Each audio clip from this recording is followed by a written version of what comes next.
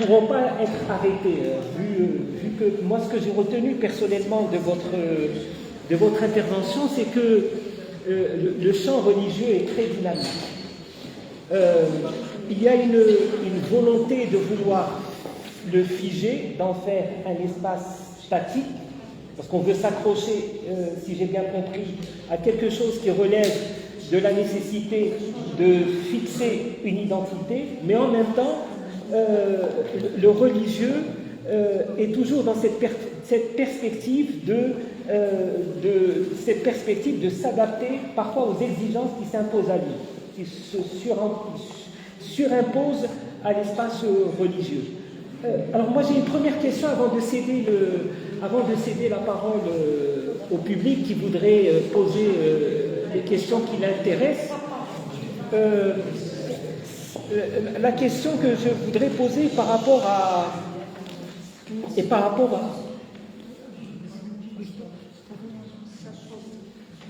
Ah, d'accord.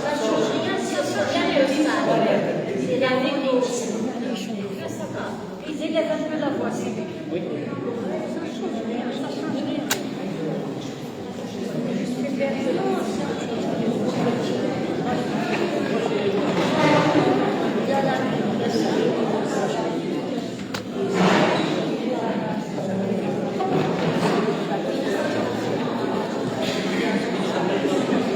Donc, pardon. La question que je voudrais... Oui, c'est bon. La question que je voudrais poser à M. Abdelrahman Moussaoui, enfin, c'est quelque chose que j'ai lu de Jacques Berck. C'est vrai que moi-même, pour essayer un peu de saisir comment les choses évoluent au Maghreb, Jacques Berck s'est imposé à moi. Bon. Et Jacques Berck, à un moment donné, je ne sais plus dans quel texte, il dit que voilà, dans cet espace tribal, où les tribus passaient d'une région à une autre, elles devaient non seulement se refabriquer une filiation par rapport à la tribu à laquelle par rapport à la tribu qu'ils rejoignaient, plutôt, oui, par rapport aux tribus qu'elles rejoignaient, mais en même temps, elles pratiquaient ce qu'il a appelé l'érisiologie.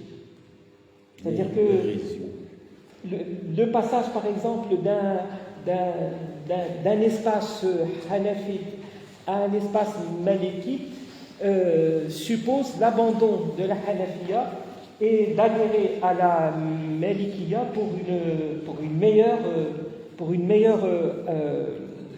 adaptation, une meilleure intégration à la tribu à laquelle on se proclame aussi. D'ailleurs, il dit à un moment donné que voilà, est-ce que les Sanhaja, ce que j'ai personnellement retenu de Jacques Berck, est-ce que les Sanhaja sont vraiment des Sanhaja quand on sait que les tribus, quand elles se déplaçaient d'une région à une autre, elles se refabriquaient une identité, elles se refabriquaient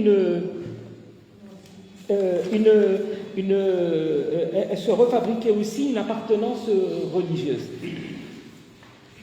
Ceci vient aussi au fait de ce que j'ai entendu de vous maintenant, c'est que la Malikiya perd de l'élan devant une Salafiyya effectivement qui est... Enfin, j'enlève effectivement pour ne pas imposer mon point de vue, devant une Salafiyya qui s'impose et qui en même temps, c'est ce que j'ai remarqué aussi, va se charger ou se recharger de références plus médiatiques que celles qui sont classiques, des noms connus, etc. D'ailleurs, Shahrour aussi a fait aussi son...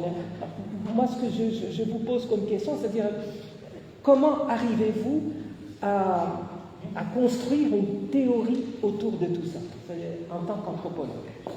Ah ben, la question, je sais que... Alors, je ne construis pas de théorie Je fais déconstruire. Je ne construis aucune théorie. Peut-être dans quelques années, mais pas si Dieu le fait. Non. D'abord, je ne dis pas qu'il y a une volonté chez les gens. Il y a une représentation de l'islam chez les gens qui légitiment leur pratique, qui essaient de légitimer leur pratique. Mais cette représentation, elle est souvent acculée ou induite par le réel. Quand j'ai parlé tout à l'heure, tout de suite, comme ça, rapidement, sur l'hyménoplastie, c'est une réalité. C'est une réalité que les études qui s'allongent, le travail, les mutations, etc., font qu'aujourd'hui, on ne se marie pas à 15 ans. Le temps court, le temps biologique court, et donc il y a des rapports. Mais en même temps, encore la mentalité traditionnelle est là, et donc il faut justifier la virginité. Ça. Les Chinois ont tout de suite compris, ils vendent des kits d'hyménoplastie, ça dépend une semaine, quelques jours, un mois, et les personnes qui adoptent cette démarche pour régler un problème sont toutes existentielles, sont aussi des croyants dans l'occasion, en l'occurrence. Et donc ils se disent comment faire. Et alors certaines posent la question à des imams, et il y a des imams qui disent oui, elles disent que je peux dire ça à mon mari, au risque qu'il n'accepte pas et qu'un jour il me sorte et que il dit non, c'est votre mari, il faut le dire, parce que le couple se construit sur la vérité. Ça, c'est une fatwa. Elle n'est pas contente par cette fatwa, elle va voir un autre qui va dire non, Dieu dit, si vous avez commis une faute, faites-le. Donc, il ne faut pas la publicité, etc. L'essentiel, c'est la repentance, etc.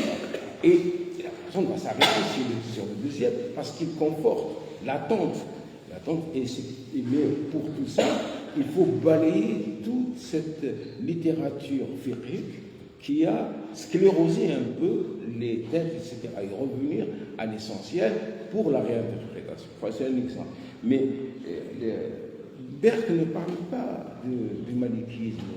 Et Berck, il parle dans le Maghreb, entre les deux guerres et dans d'autres écrits sur le Maghreb. Ce qu'il voit, c'est que c'est le moment colonial, c'est le moment aussi de la transformation, l'urbanisation, où les gens changent de lieu.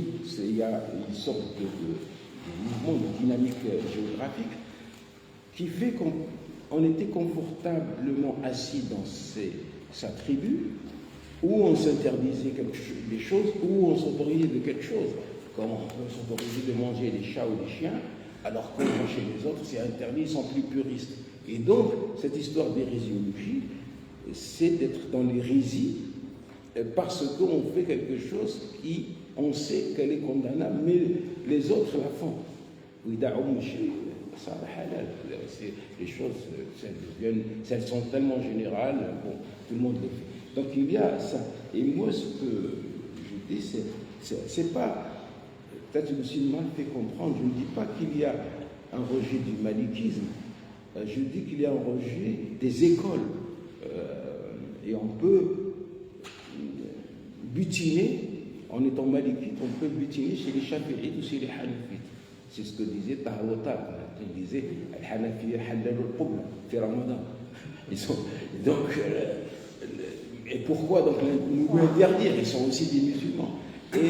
Etc. Donc ça, c'est le musulman reste musulman en changeant aussi d'école. On ne peut pas dire que Hanifa al-Nu'man n'est pas un musulman ou les Shafi'i, etc. ne sont pas musulmans. Mieux encore, les Madhabines te disent mais Abu Hanifa ou Malik Anas, etc. Quand est-ce qu'ils sont arrivés? Et 300 ans après le prophète, etc. Pourquoi on les croirait plus? Ils ont moins de moyens que nous en matière de connaissance du patrimoine, l'hafriyat, l'archéologie, la linguistique, etc. On est mieux armé pour réinterpréter et pour lire, etc. Et la méthode, par exemple, adoptée par Bukhari pour authentifier le hadith, elle n'authentifie rien du tout. Elle élimine elle dégrossit. C'est-à-dire, par exemple, l'islam, il dit, il va chercher la fille,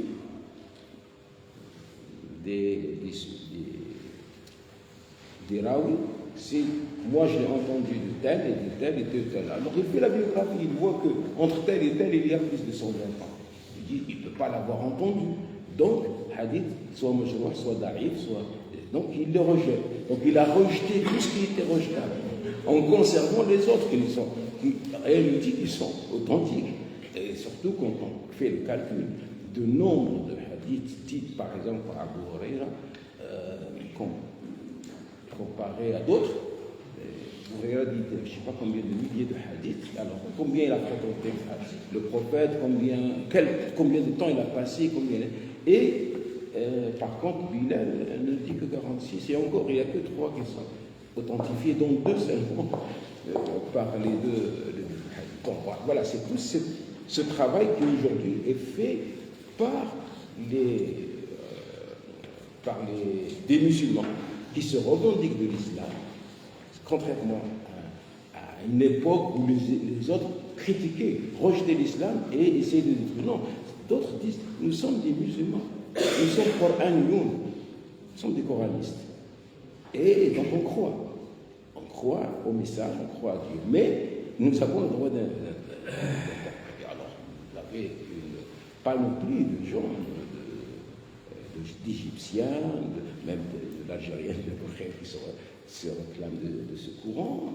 Il y a le jeune Marocain, il y a des Syriens, il y a aussi des Chaharours, tout un mouvement qui connaît le texte, et se revendique de ce texte. Ça, c'est une autre problématique. C'est pourquoi je parlais de la sécularisation. Avant, tout ça, moi je parle, on dit non, toi tu ne fais pas la prière, ou tu ne crois pas, ou tu ne connais pas le Coran, c'est ça, moi je ne peux plus parler. Par contre, ceux-là connaissent le Coran et l'étudient, et c'est le cite dans le texte, font la différence. Parfois, on a connu, c'est pas nouveau, c'est nouveau. Par exemple, Mohamed Taha Ramadan,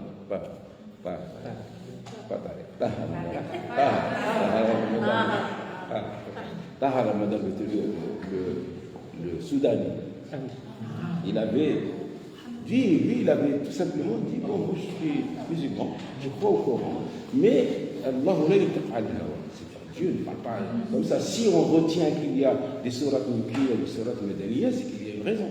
Alors, je vais étudier ces deux genres de sourates. En étudiant les sourates mekkoises, il constate que toutes les sourates mekkoises tournent autour du dogme, l'aqidah, la croyance, comment faire le pire. Et les Madaniya tournent autour de mu'amalat. Hadi ibadat, hadi mu'amalat. Alors, il dit le mu'amalat, attendez, ça veut dire le Madaniya, c'est quand le prophète est devenu un chef d'État. Et donc, il devait régler beaucoup de choses, l'impôt, le fait, etc. Donc, tout ça est descendu sur un chef d'État. C'est un chef d'État de son temps. Si le temps et les conditions changent, on peut changer les règles. Par contre, les ibadat sont descendus sur un messager. Là, c'est immuable. Donc, on ne les change pas. Mais tout le reste, ce qui est important dans le Coran, le Médanier, donc on peut les changer. Là, on l'a pondu. Il était précurseur, il était avant. Et maintenant d'autres ne sont pas vendus et le disent. Le Zaydan, l'Égyptien, ou le Chaharour est mort, c'est mort naturel. Il a été, ceci dit, interdit 6 jours chez lui, mais ça c'est pour le sait. Une autre question? Est-ce qu'il y a d'autres questions? Bien sûr. Je me pose la question, cette émergence du fondamentalisme. L'émergence du fondamentalisme, c'est tout ici en Algérie. Est-ce que c'est un conflit de génération ou c'est dû à l'évolution des réseaux sociaux? Je n'ai pas compris. Cette émergence du fondamentalisme, on constate actuellement l'émergence du fondamentalisme.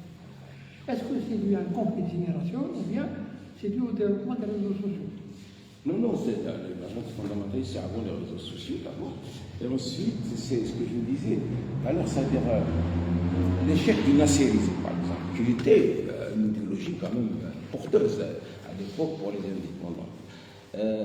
Dans les indépendances, et l'échec du socialisme,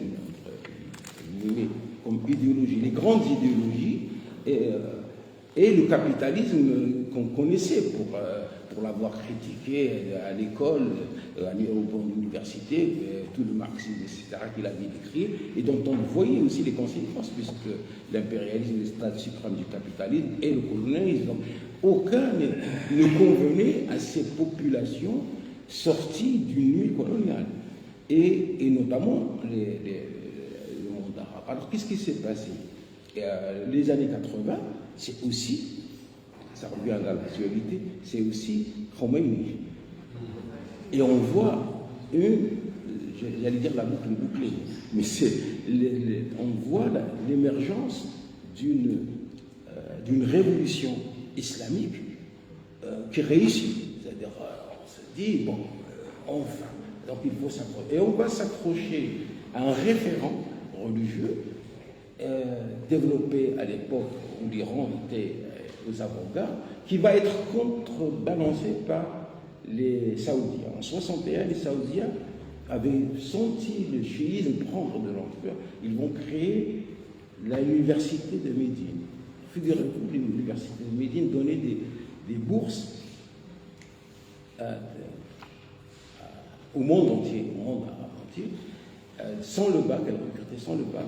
Et on avait un billet d'avion par an, on pouvait séjourner et on avait une bourse conséquente. Et au bout des études, on fait des stages pratiques dans les petits villages.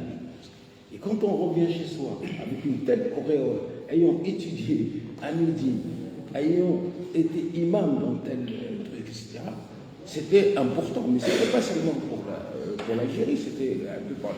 Donc il y avait une concurrence des dogmes, encore une fois, qui a fait qu'à un moment donné, ils vont renverser la vapeur, et c'est le sunnisme, et donc le fondamentalisme qui va reprendre.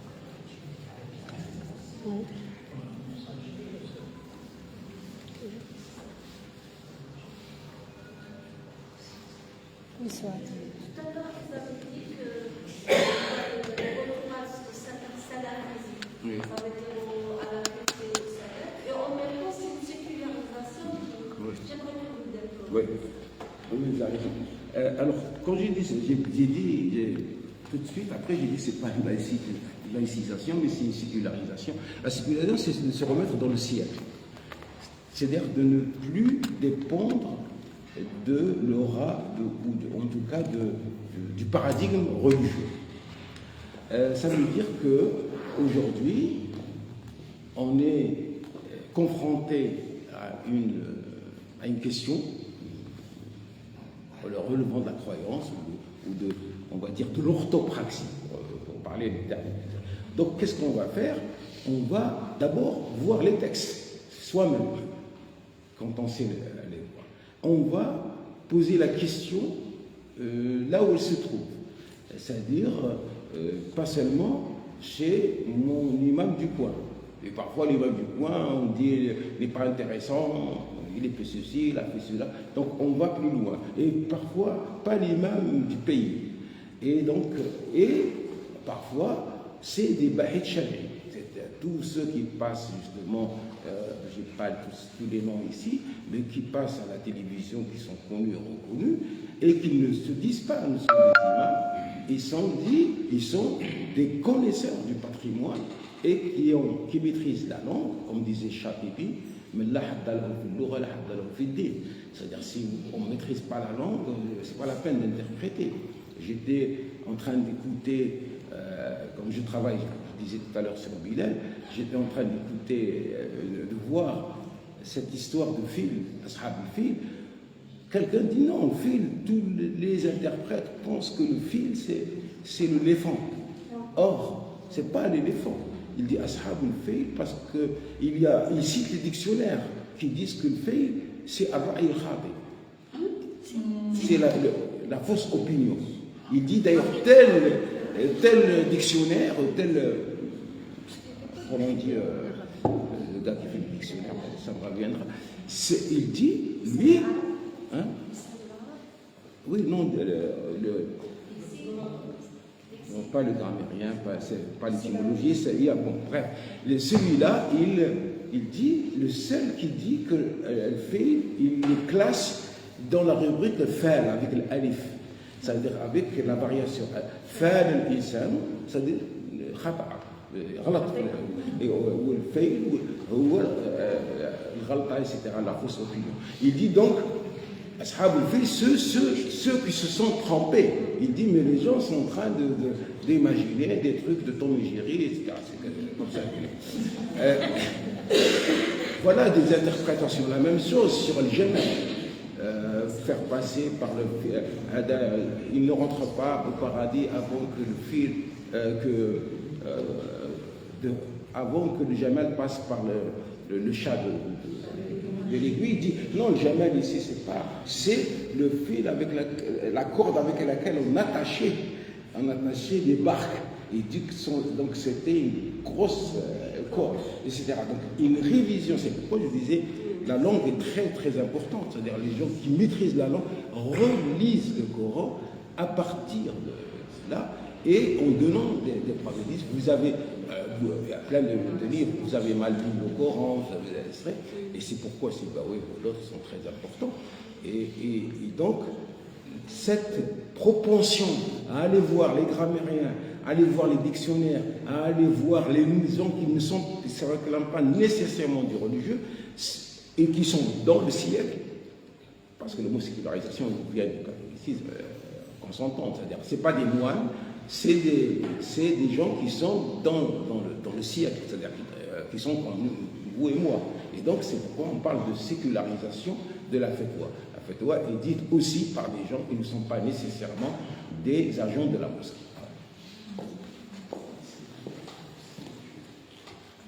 D'autres questions?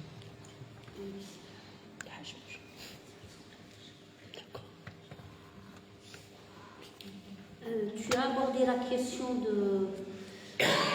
des femmes, de l'idée de femmes imams. Des femmes imams. Oui. Par rapport au statut. Mais il y a quand même un autre statut qui a émergé, qui est assez important, y compris dans les pratiques religieuses, dans l'interprétation des pratiques religieuses, c'est les morshidettes, les conseillères religieuses. Est-ce que vous avez eu l'occasion de travailler sur... Oui, les morshidettes... C'est vraiment un statut qui a émergé. Oui, mais là, il a émergé en Algérie. Qui est institutionnalisé en Algérie. Oui, exactement. Pas seulement en Algérie, au Maroc aussi. Oui, le Maroc est venu on a eu après. à travailler sur le Maghreb, Algérie, Maroc, Tunisie. Et on a trouvé que ce statut est dans les trois pays, mais en Algérie, c'est là où il est le plus développé.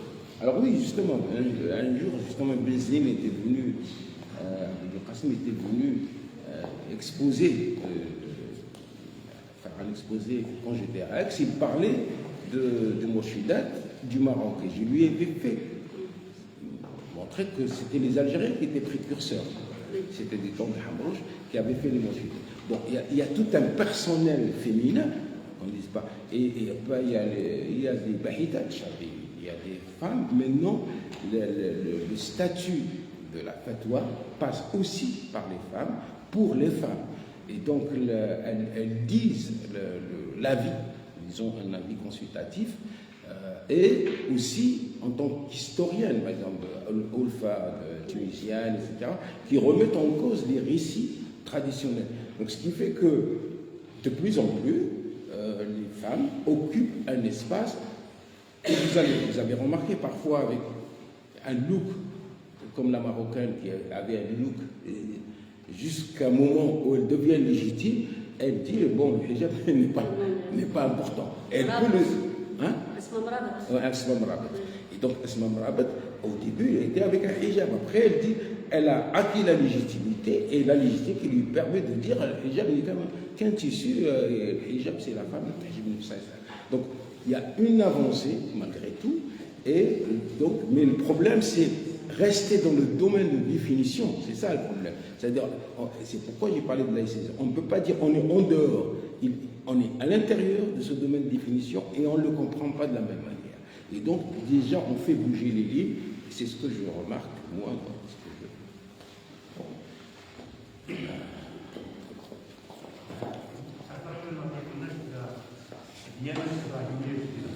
سمعت إبراهيمية جديدة اسمها الديانة الإبراهيمية الجديدة Ibrahimia. C'est mes limites. Je ne sais, je n'ai pas travaillé sur ça. Salam alaikum. Salam. On vous remercie pour cette conférence, vraiment très intéressant. Premier point à soulever, et ce que vous avez compris, je pense qu'après le comprendre, vous avez cité un phénomène qui est apparu juste après le communiste, les savants qui ont porté cette religion venaient surtout de la Perse. Venez là. La Perse. La Perse en général. Les autres sont engagés au travail, pas d'art. Premièrement, est-ce que vous pouvez nous expliquer ça? Et deuxièmement, est-ce que ces savants qui étaient anciennement certainement des arabes, d'accord, parce qu'ils étaient en place, est-ce que ça, ils ont passé certaines idées de zoroastrisme dans l'islam? Oui, question très profonde à plusieurs titres. Je commencerai par le plus simple. Le plus simple, pourquoi? Parce que l'islam, est né dans une société tribale, guerrière, autour de l'enjeu du pèlerinage du Hajj, pour aller vite. La Mecque était le temple de 360 idoles, et qui va polariser tout ça. Et quand le prophète arrive avec son message, je ne vais pas raconter toute l'histoire, c'est pour remettre en cause aussi la distribution. Il y avait des gens qui s'occupaient de la Siraya, comme son grand-père, c'est-à-dire qui donnaient l'eau pour les pèlerins, d'autres. Il y avait un commerce de services pour les passants, une hôtellerie, etc. Donc c'était une remise en cause, puisqu'il va leur dire, les gens viennent pour ça, ils vont venir pour autre chose, pas pour vous. Donc c'est un chamboulement. Après, pendant la sécurité, il y avait la première hijra vers l'Éthiopie, vers l'Abyssinie de l'époque, et la deuxième hijra qui va vers Médine après plein de péripéties. Mais ce qui va se passer, c'est que quand il y a Ghazwat Badr qui va déterminer les choses, donc ils vont vaincre, et ils vont vivre pendant un moment que des expéditions. C'est-à-dire, tout en étant musulmans, et l'économie était d'aller guerroyer pour ramener les butins et les captifs. Et à un moment donné, ils vont, les Qurayshites vont se rendre, et quand après la dernière bataille Uhud, ils vont un peu replier, mais après ils vont rentrer à la Mecque. Une fois qu'ils sont rentrés à la Mecque, et que Bilal va faire son adhan symboliquement, donc c'est comme un drapeau qu'ils vont dresser au-dessus de la Kaaba, c'est fini. Mais de quoi vivre? Faut-il vivre? Faire vivre les Ansar, faire les gens des Ansar de Médine, faire vivre les Qurayshites, etc. De quoi? Eh bien, il faut aller guerroyer ailleurs, parce qu'on ne peut plus guerroyer entre nous. Et ils vont pousser vers ce qu'on appelle Byzance, l'Empire byzantin, et l'Empire sassanide. Donc on va faire des... Et là-bas, et là on a compris, même par rapport à l'Afrique, il y a un imam africain qui a été... On a compris, en Afrique subsaharienne, qu'il suffisait de dire la ilaha illallah pour échapper à la traite négrière faite par les musulmans. Donc il y a plein de gens, pour échapper à ça, ils adoptaient l'islam. Ils adoptaient l'islam, mais avec leur croyance. C'est pourquoi c'est important de dire les Zoroastriens. Avec leur croyance, et ça tombe sur ce que je voulais développer par rapport à ce métissage. Donc, comment faire? Et Berck le dit, il dit les musulmans adoptent tout ce qui n'est pas contradictoire avec l'islam, même quand il est très bizarre, en le dévoilant, en le dévalorisant en folklore, jusqu'à ce qu'il disparaisse. Donc il y a certaines choses qu'on a dévalorisées en folklore. Les Persans font ceci, les Persans s'habillent comme ça, comme disait Montesquieu. Mais certaines choses étaient très importantes. Ils ont alimenté la mystique musulmane est profondément, et ça je ne l'ai pas développé ici, aussi ressourcée dans l'islam persan, dans les croyances persales, dans les zoroastriens, etc. Et toute l'escatologie de la GN, du monde de Sirat Mustaqim, ça existe, ce pont qui est Araq, etc. Tout cet imaginaire existait. Donc on va le rencontrer. La GN, le feu, puisqu'on adorait le feu en tant qu'élément. Donc l'islam avait compris qu'il ne pouvait pas récuser tout ça. Il fallait composer avec tout ça. Donc, et ça va se développer, si vous l'avez remarqué, toujours en dehors du fief de l'islam. Ça veut dire soit du côté donc, de la Syrie au début, mais surtout du côté de l'Iran actuel, mais aussi du côté de l'Andalousie. En Andalousie, où on a eu les plus belles pages de l'islam de ce côté-là, parce qu'on est par ça fécondé aussi par notre culture et par donc voilà, c'était un peu mon propos pour dire qu'il ne faut pas voir en islam de la pureté, de la pureté, de la pureté, et la pureté se construisait au fur et à mesure en ingérant et en intégrant le reste. On peut l'expliquer, Awliya as-Salihin au Maghreb? Hein? Ils existent plus au Maghreb qu'ailleurs, Awliya as-Salihin. Alors, Awliya as-Salihin, Loin du fief, vous avez parlé du fief. Non, c'est-à-dire l'Awliya as-Salihin, c'est une... Vous avez parlé des rhésiologies tout à l'heure, etc. C'est en fait une popularisation d'une mystique qui était trop compliquée pour les gens. Trop compliquée, c'est le Wali Salih al-Qutb, parce que c'est une organisation de Awliya Salih. C'est-à-dire, il y a le Qutb, et il y a... Nous, on parle de Diwan Salihin, mais en fait, c'est une organisation. Le pôle, c'est celui sur lequel tourne tout le monde, comme l'axe de la Terre. Ça, c'est le Rabbani. Il y a un partiel, il n'y a pas plus. Après, il y a l'Autad, les cadres qui tiennent le monde. Il y a tout un imaginaire. Après, et toute une structuration. Comment expliquer ça aux paysans du coin? Et donc, après, on va... certains adeptes vont être pris par le Wali lui-même, non pas lui-même. Si vous allez à Tilimoun, si vous allez à Ridouadra, vous avez toujours celui qui a, autour duquel se tourne tout le monde. En fait, c'est un rapprochement, une facilitation pour le local. Mais ce que certains ont déclaré comme étant seulement de l'islam populaire, en fait, c'est une popularisation d'un islam très intellectuel. Parce que, pour vous donner une image, vous allez comprendre, pour le mystique, Dieu est au centre d'un cercle. Et les fidèles sont sur la circonférence. Sur la circonférence, chacun est sur un point différent de l'autre. Mais ils sont tous à équidistance du cercle. Donc il a une ouverture d'esprit.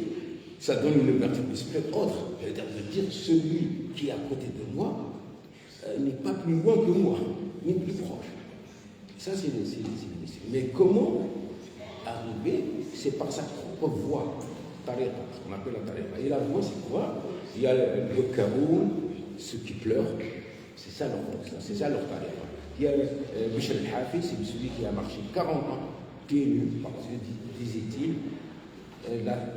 quand quelqu'un m'invite, je rentre chez lui, j'enlève mes chaussures parce qu'il a un beau tapis.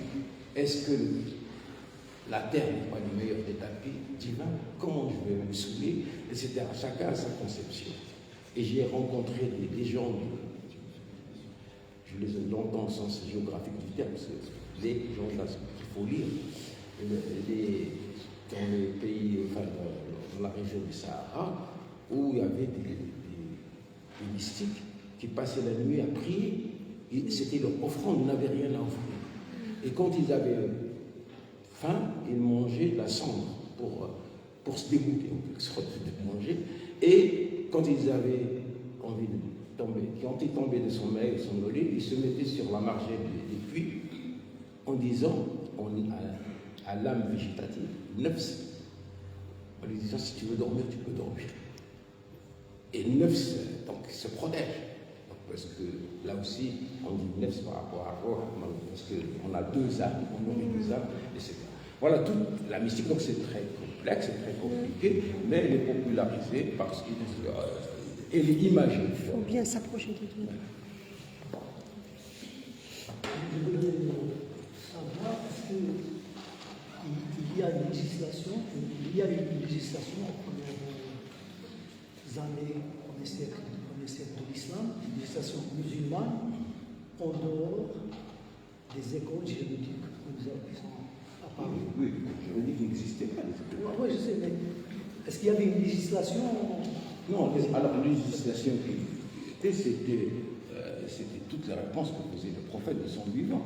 C'est-à-dire, le wahy descendait toujours pour régler un problème factuel. Je parle de quand les musulmans sont partis vers la conquête du Cham et tout ça. Là, avec oui, alors, je vois. Il y avait les Omeyyades, il y avait un corpus juridique musulman. Non, il n'y avait pas de corpus écrit. C'était pas de corpus. Il y avait, c'est pourquoi on parle des khulafa rachidin, c'est-à-dire les califes bien guidés. C'est-à-dire, c'est pas n'importe qui pouvait devenir. C'était les compagnons du prophète de la première heure et qui connaissaient plein de détails et qui associaient les gens les plus périphériques. C'est-à-dire, quand il s'agit de partager le butin en Syrie, on a fait appel à Bilal. Mais c'était Omar. Il l'a fait par devers lui-même. À la limite, il aurait pu l'éviter, il aurait souhaité l'éviter. Mais parce que lui connaissait. Parce qu'il fréquentait le prophète, c'est lui qui gérait sa trésorerie, c'est lui qui assistait à la division, etc., des fiefs. Donc il avait une connaissance de ça. Et donc ça montre très bien qu'il n'y avait pas de corpus, puisque Omar n'est pas venu avec un corpus, il a appelé. Moi, je ne me base pas sur... je n'ai pas d'affirmation, je n'ai que des petites bribes comme ça, que je lis ici et là, qui me disent que s'il y avait quelque chose, il n'aurait pas fait appel à un esclave affranchi, d'autant plus que son départ de la Mecque est très problématique. C'est-à-dire, certains disent les sunnites disent qu'il est parti parce qu'il voulait faire le djihad, etc. Les chiites disent non, il est parti parce que lui n'était pas d'accord pour que la khilafa passe plutôt à Abu Bakr à Omar, alors qu'elle était prévue pour Ali. Et donc, c'est là où on va le chasser. Bref, pour dire que même dans l'écriture de notre histoire de l'islam, il y a des choses encore à comprendre. C'est-à-dire qu'on ne peut pas faire l'économie des écoles juridiques existantes aujourd'hui. Si, aujourd'hui, c'est ça ce que font beaucoup de gens. Ils disent qu'ils n'ont aucune légitimité et ils n'ont d'abord ils les attaquent sur le niveau de la langue, au niveau de la distance qui les sépare du prophète, au niveau des faillites, ils ont failli ici et là. Et par exemple, si vous prenez le livre du jeune Marocain Aïdel, qui s'appelle, c'est il ne dit pas que des choses idiotes sur ça. Donc ce qui fait qu'aujourd'hui, on est en train de séculariser, de remettre en cause, et assez non plus le Marocain, mais pas seulement, il y a l'avocat égyptien, il y a un Syrien, il y a plein de gens qui sont en train précisément de dire toute la chape nous vient de ces corpus qui étaient produits pour des raisons politiques et politiciennes. Et quand, par exemple, il y a un passage de Zubirha, c'est très intéressant parce qu'il parle de Muawiyah, où il parle qui fallait Muawiyah qui était dans une bahbouha en train de boire, et il reçoit l'émissaire de Ali pour discuter, et il confie à quelqu'un il lui dit essaye de t'en occuper, c'est-à-dire il faut le liquider. Et le matin, on lui présente le petit déjeuner et il mange, on lui présente du miel, parce qu'il aime du miel, et dans le miel, on a mis du poison. Et quand on lui annonce la mort de ce gars, il dit là, et je nous donne une asal. C'est-à-dire comme si c'était Dieu qui l'a dit.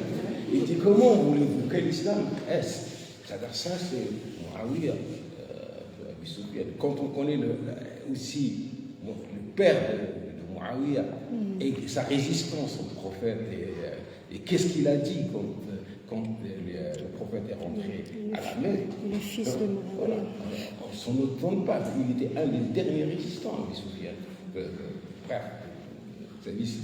C'est vraiment une histoire à revisiter pour comprendre les logiques. Oui, il y a la dame. Laisse-la parler. Non, mais Merci, Monsieur Moussaoui, pour cette belle rencontre, cette belle conférence. Moi, je voudrais avoir votre avis sur l'idée de la mosquée comme étant, ayant en Algérie, je crois même dans beaucoup de pays musulmans, le caractère de service public. C'est bien ça, jusqu'à avoir une administration hiérarchisée, des ministères et des directions, sachant que le service public, c'est la face noble du pouvoir. Donc, est-ce que c'était un moyen de contrecarrer, canaliser les débordements, je ne sais pas, le bon islam du civique en critique, du Ici, on fondamentalisme? parle d'Algérie ou pas d'Algérie? Je parle de l'Algérie, bien sûr, jusqu'à réserver un statut particulier aux imams très très avantageux par rapport aux autres fonctionnaires. Voilà. Pour prendre plusieurs trucs, pour permettre à tout le monde de poser la question, comme ça je répondrai. oui. Moi, merci M. Moussaoui pour cette conférence où on a appris énormément. Je voudrais vous poser la question suivante. Par rapport au titre que vous avez lu, vous avez parlé d'emprunt. Est-ce qu'il s'agit d'emprunt linguistique? Et j'aimerais bien savoir si les emprunts, c'est les emprunts qu'on a eu en Algérie à partir des années 80, où on a eu énormément d'influence par rapport aux enseignants reçus, les Égyptiens, les Syriens et tous les Palestiniens, etc. Est-ce que c'est vous parlez d'emprunt dans le sens linguistique et l'influence qu'ils nous ont donnée ici chez nous? Merci. Oui, une autre question? Oui. Oui, c'est bon? Allez-y. Alors, pour la mosquée.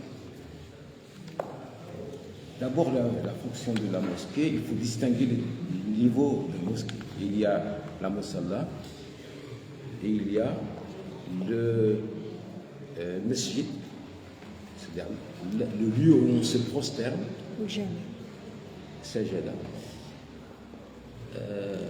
et le jam. Et cette hiérarchie est très importante dans l'organisation de la cité. Berck, encore une fois, qui a beaucoup travaillé sur l'islam maghrébin, il distingue, il dit, lui parlait d'urbanisme, ça intéresse les architectes. Il parlait d'urbanisme, il dit, les gens qui voient dans la Médina un brouillon en quelque sorte, des choses mal ficelées, en quelque sorte, un chaos. Il dit, ces gens-là n'ont pas compris qu'en islam, il y a un urbanisme du signe. Et il dit, qu'est-ce que c'est l'urbanisme du signe? Le signe, là, c'est la voix. Il dit, quand le muezzin appelle à la prière, la portée de sa voix, à l'époque, il n'y avait pas les amplificateurs, c'est sa portée de voix qui détermine le quartier. Il dit donc, les gens qui entendent ils viennent dans cette mosquée faire leur prière, leurs 5 prières du jour. Il dit donc c'est des gens qui sont familiers. On peut aller dans une tenue un peu débrayée, et on va aller faire sa prière. Et parce qu'on est dans un quartier, dans une sorte d'intimité, c'est une définition du quartier. Le quartier, c'est une immensité intime. Donc c'est une immensité intime. Mais elle dit,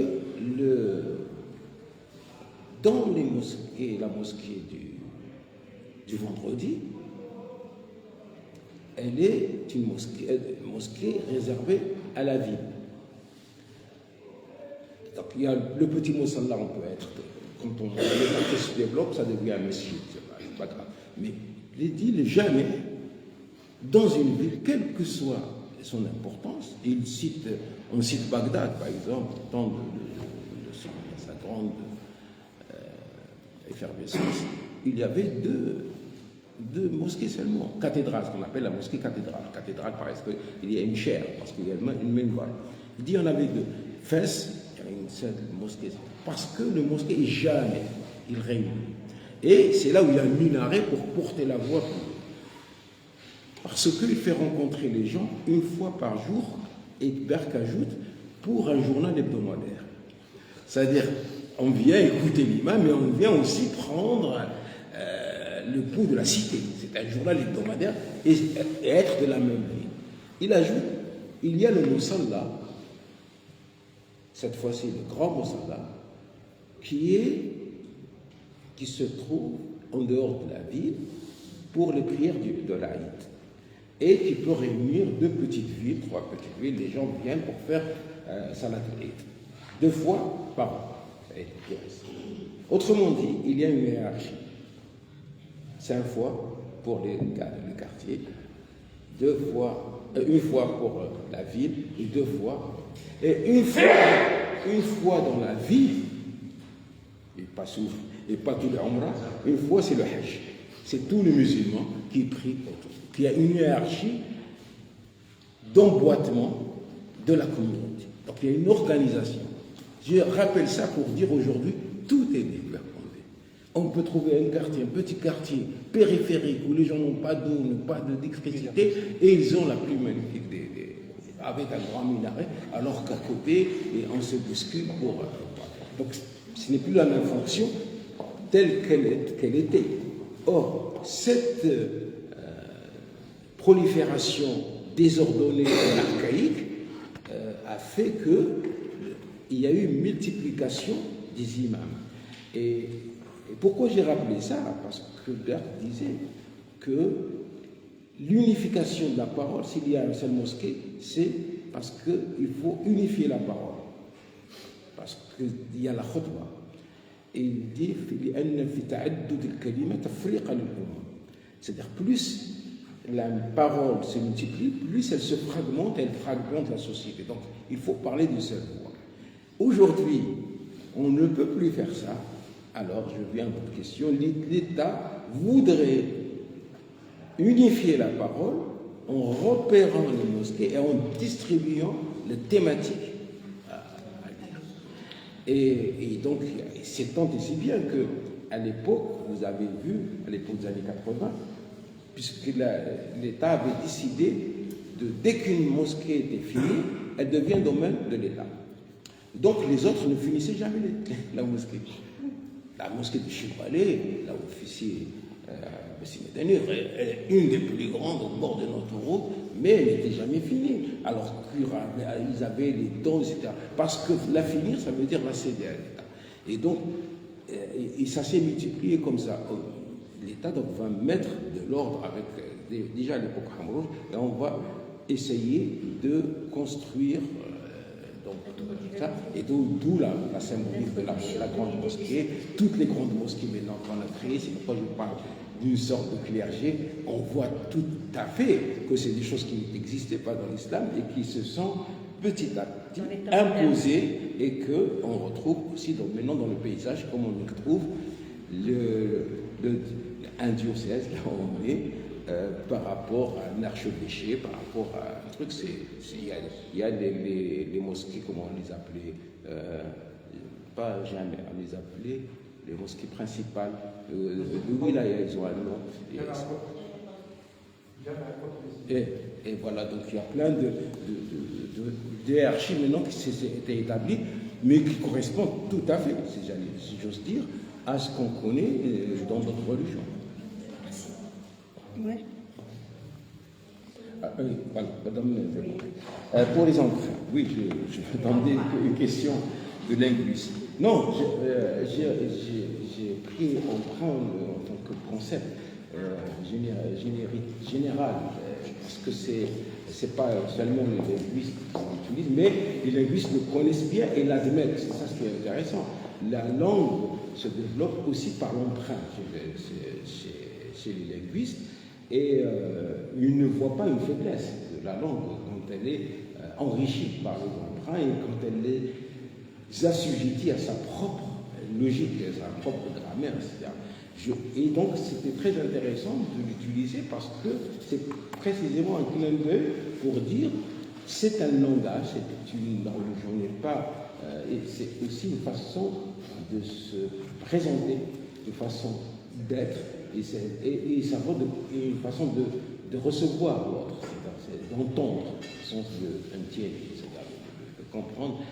Et c'est cette dimension qui m'avait intéressé dans l'emprunt, qui, je l'avais dit, a remplacé plus ou moins le métissage qui pour moi, est beaucoup plus globalisant, parce que le métissage, en fait, moi je pensais plus métissage, plus branchement. Et si vous voulez tout savoir, moi je suis parti d'une problématique de ce qu'on appelle la connected history ou la shared history, c'est-à-dire l'histoire connectée ou l'histoire partagée, développée beaucoup par les Américains, les hindous américains qui vivent aux États-Unis et qui pensent qu'on ne peut pas expliquer quelque chose si on ne connecte pas l'histoire et qu'on ne connecte pas et qu'elle est tout le temps partagée, et que ce qui se passe, par exemple, en Afrique, l'islamisation a été souvent une manière de fuir l'esclavage et une manière de s'anoblir en quelque sorte l'esclavage. Et si on n'intègre pas cette dimension historique, on ne comprendra pas beaucoup de choses, etc. D'où les pays voisins utilisent cette diplomatie, continuent à utiliser cette diplomatie religieuse. On peut continuer à plein d'exemples pour dire que pour comprendre un phénomène, il faut regarder à côté, parce que et donc regarder l'emprunt, les croisements, le branchement. Le branchement, ça c'est la notion développée beaucoup par Jean-Louis Amsel, qui est un anthropologue qui avait fait un livre sur le branchement, que tout, justement, lui, il est africaniste, il montre, il voit comment, aussi bien dans la musique, aussi bien dans tout est branchement, pour éviter de parler justement de l'emprunt. Voilà. Pourquoi dans le titre que vous nous avez suggéré, au lieu de dire, par exemple, dans les sociétés du monde musulman, vous n'avez pas dit dans les sociétés des mondes musulmans, comme nous avons tendance à l'entendre depuis quelques temps. Oui, ça, j'aurais pu le dire, par facilité, mais ça, j'allais dire autre chose, moi, j'allais dire l'islam. J'allais dire l'islam avec un grand T. Après, j'ai dit si je dis ça, l'islam. J'ai voulu être plus terrestre. Le monde musulman peut se tromper, mais c'est. Voilà. Mais en réalité, j'aurais dû dire métissage dans l'islam, point. Oui, c'est bon. Une question, Boudina. Oui, une dernière question, c'est bon? De sociologue, c'est mieux. C'est bon. D'accord, alors on ferme. J'ai une dernière question. La question de l'architecte, vous la prenez. Une dernière question de l'architecte. Oui. Quelle est en général votre méthode pour investir ce genre de sujet? C'est-à-dire, quand on sait qu'il y a des anthropologues du visuel, et même des anthropologues du livresque, comme je l'ai lu très récemment, vous, quelles sont les méthodes principales que vous Grosse question à cette heure-ci. Mais je vais vous dire rapidement. Moi, ma méthode, elle est simple. Ma méthode, c'est celle du terrain. Moi, je vois ce qui se passe. Et je demande. Je vais faire les choses avec les gens. Quand j'ai travaillé sur la mosquée, j'ai prié dans toutes les mosquées d'Algérie, par exemple. À l'époque, j'ai prié en Syrie, j'ai prié au Liban, j'ai prié au Maroc. Et je partais de l'ablution et je parlais avec les gens. Quelqu'un, tu lui dis pourquoi tu vas prier dans ça, tu t'attends à ce que tu dises je vais là. Et que les frères, ils parlent de l'ablution. Je vais pas. Les raisons qu'il donnait, j'ai fait une longue interview avec un jeune qui a fait des études de droit et qui voulait faire imam, qui a été détourné, qui fait autre chose parce qu'un imam, il était au chômage, il est parti. Il faut choisir la mosquée. Comment un imam l'a détourné parce que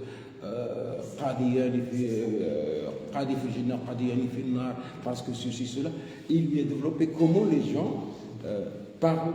Il y avait aussi un collègue de Sétif avec lequel j'ai discuté beaucoup. Il y avait un jeune imam qui était dans le même de Constantine. Donc ça, c'est le terme.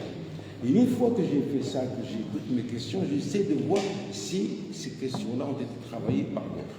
Après, bon, il y a les colloques, il y a des trucs, mais il y a aussi, j'ai l'avantage sur certains de lire dans le texte en arabe. Et donc, nous avons une grande bibliothèque, comme tu sais, en France, dans les sections arabisées, à Lyon ou à Aix, etc. Et donc, je cherchais, je trouvais.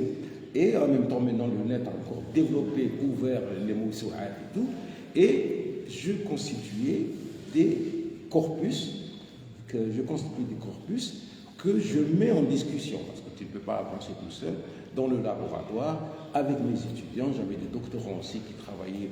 L'Institut qui a soutenu sur la radicalisation. Il y a des gens qui ont travaillé sur le mouvement des frères musulmans, etc. Donc, ce qui fait que tout ça, ça alimente le truc. Après, on avance sur des erreurs. Hein.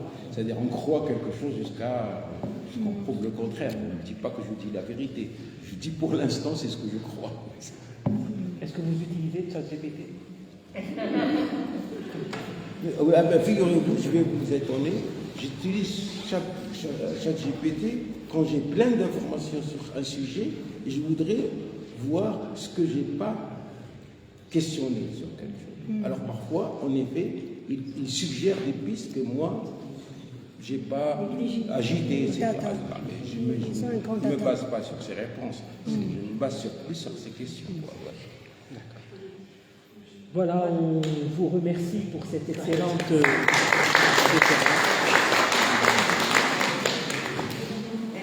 Merci beaucoup. Merci. C'est juste.